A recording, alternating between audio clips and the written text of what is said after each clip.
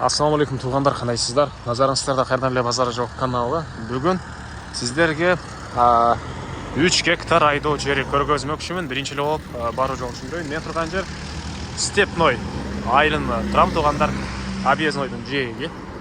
Сиздер ошол Степной айылына келип эле бул Береке дүкөнүнүн жанындагы көчө менен түз түндүктү карай барасыздар. Ушул көчө менен түз эле барсаңыздар, анан оң тарапка бурулсаңыздар, сатылуучу айдоо жер айылдын ылдый тарабында жайгашкан.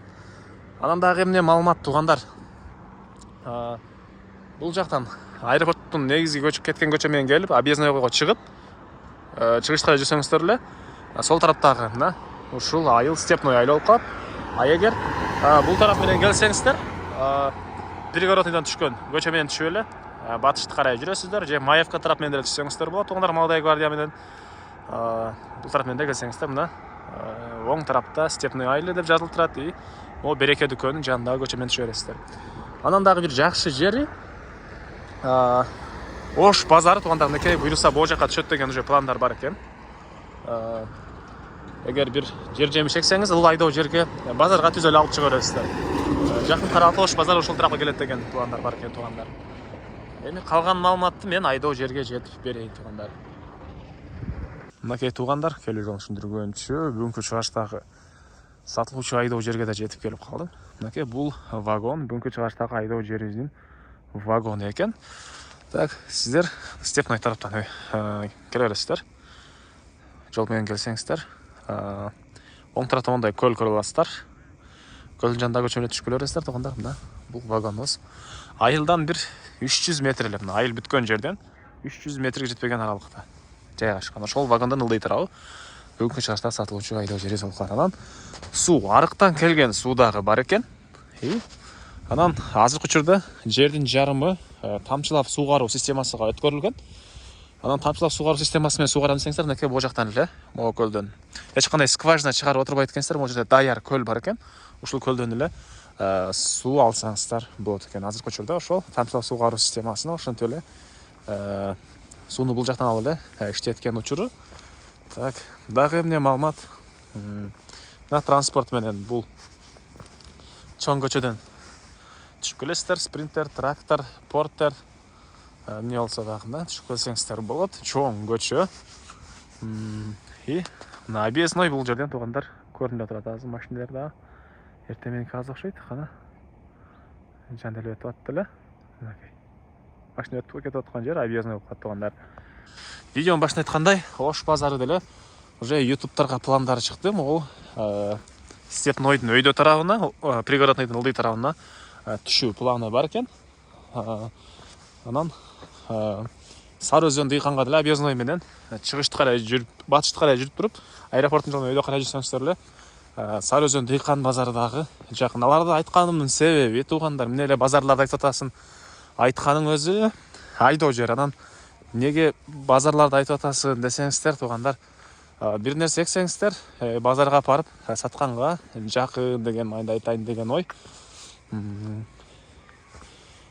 Сары Өзөн дыйканга деле анча деле алыс эмес туғандар. Анан мынакей айдоо жерибиз мына бул жерден башталат. Түштүк чек арасы бул жерден, айдалган жердин ылдый тарабынан бул жагы туғандар 3 гектар. 3 гектар и электр энергиясы келиптир. Электр энергиясы келген. Суу, жана айткандай тамчылап суугаруу системасы дагы и арыктан келген суу. Арыктан бул тарабынан келет экен суу туғандар. Арыктан келген суу менен да суугарсаңыздар болот.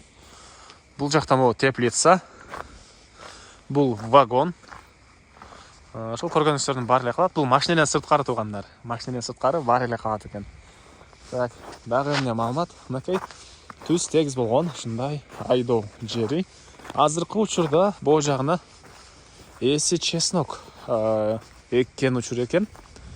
Чеснок. Анан башка жерлерине туғандар ошол жер жемиштер эгилген. Мына ылдый тарабындарына. Дагы жакшы жери тегеренте айдоо жери, забор менен тосулган туғандар. Зымтор менен. Так, тамчылап суугаруу мынакей системасы. Чеснок быйылкы жылга батыш чек ара бул жерден. Документи боюнча айтсак, жашыл китеби бар туугандар. Айдоо жерлер ошол жашыл китеп болот, жашыл китеби бар экен. Бул жагы мына раздольный жанагы пост ГАИ. Бул жагы степной, бул тарабы Озерныйга түшүп кеткен көчө.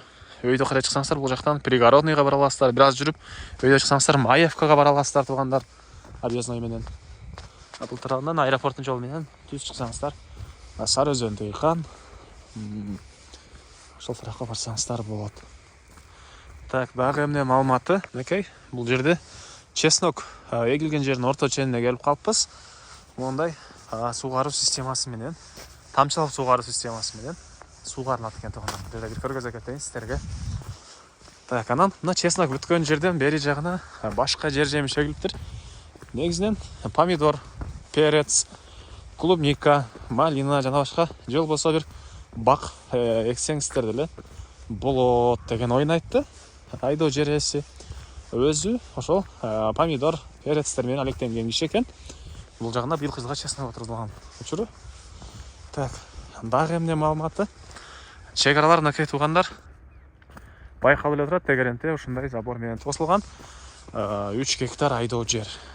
Баасы болсо бул айдоо жердин гектарына $10,000. Анан дагы сүйлөшүү болот. Ээсинин номери экранда жана описанияда ээси тел деп жазылып турат.